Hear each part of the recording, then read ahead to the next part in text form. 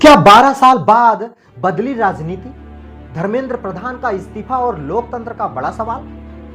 नमस्कार दोस्तों, मैं हूं शिव भगवान।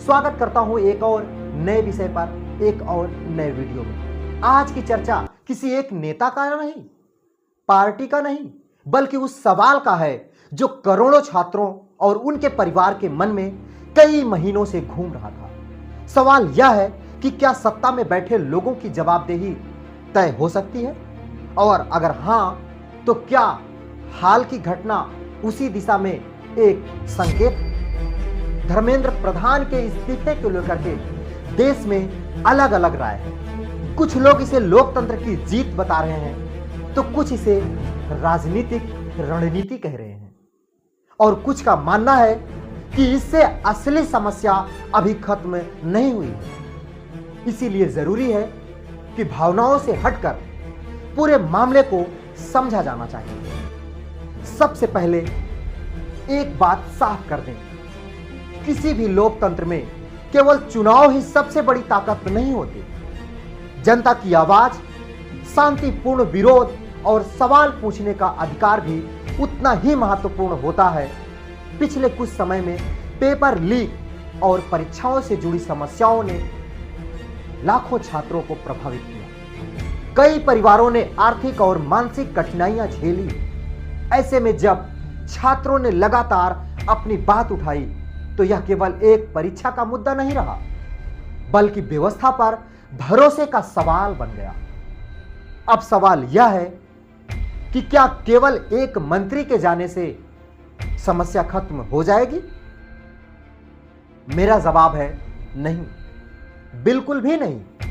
केवल एक मंत्री के जाने से यह समस्या नहीं खत्म होगी, क्योंकि अगर समस्या वही है, एजेंसियां वही हैं, काम करने का तरीका भी वही है, और भविष्य में फिर ऐसी घटनाएं हो सकती हैं, तो केवल चेहरा बदलने से कोई बड़ा बदलाव नहीं आएगा। असली परीक्षा अब शुरू होती है।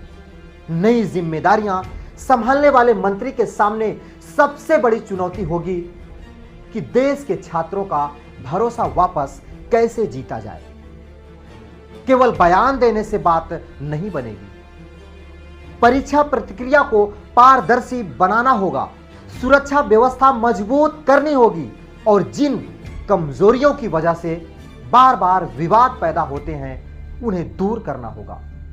अब बात राजनीति की कर लें तो यह भी एक बहुत बड़ी समस्या बनकर के सामने आ जाएगी। सरकार के लिए यह भी फैसला आसान नहीं रहा होगा कि किसी मंत्री का इस्तीफा हमेशा एक राजनीतिक संदेश देते हैं। एक संदेश जनता के लिए और दूसरा संदेश सरकार के भीतर। जनता के लिए संदेश यह है कि सरकार लोगों की प्रतिक्रिया को पूरी तरह नजरअंदाज नहीं कर सकती। वहीं सरकार के भीतर यह संकेत भी जाता है कि सार्वजनिक मुद्दे पर प्रदर्शन और दबाव को पूरी तरह अनदेखा करना हमेशा संभव नहीं होता। लेकिन दूसरी तरफ सरकार इस फैसले को अपने पक्ष में भी इस्तेमाल करने की कोशिश करेगी। आने वाले समय में यह कहा जा सकता है कि सरकार ने जनता की भावनाओं का सम्मान किया और जरूरत पड़ने पर फैसला लिया।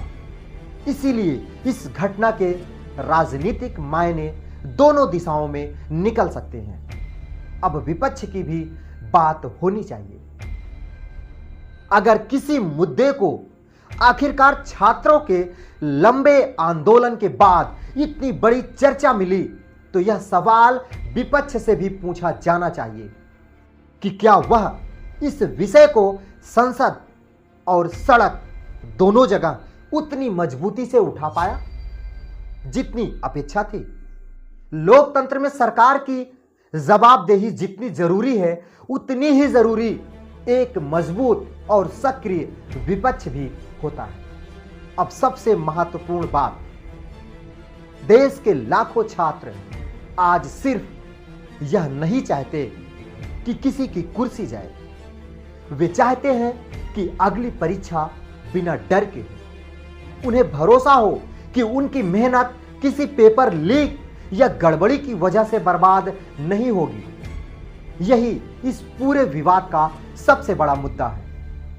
अगर आने वाले महीनों में परीक्षा प्रणाली मजबूत होती है, सुरक्षा बेहतर होती है, जिम्मेदारियों का स्पष्ट बंटवारा होता है और दोषियों पर कार्यवाही होती है, तभी इस फैसले का वास्तविक अर्थ निकलेगा। वरना इतिहास में यह सिर्फ एक राजनीतिक घटना बनकर के रह जाएगी। अंत में मैं सिर्फ इतना ही कहना चाहता हूं कि लोकतंत्र की सबसे बड़ी ताकत सत्ता नहीं बल्कि जनता का विश्वास होता है। सरकारें आती हैं और सरकारें जाती हैं, मंत्री बदलते रहते हैं, लेकिन संस्थाओं पर भरोसा बनना या संस्थाओं पर भरोसा बना रहना चाहिए।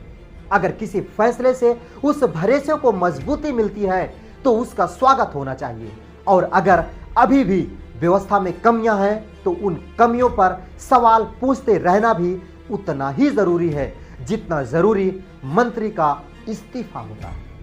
अब आपकी राय क्या है, मैं आपसे जानना चाहता हूं। क्या आपको लगता है कि यह इस्तीफा जवाबदेही का उदाहरण है या फिर असली बदलाव अभी बाकी है? अपनी राय कमेंट बॉक्स में जरूर बताइएगा।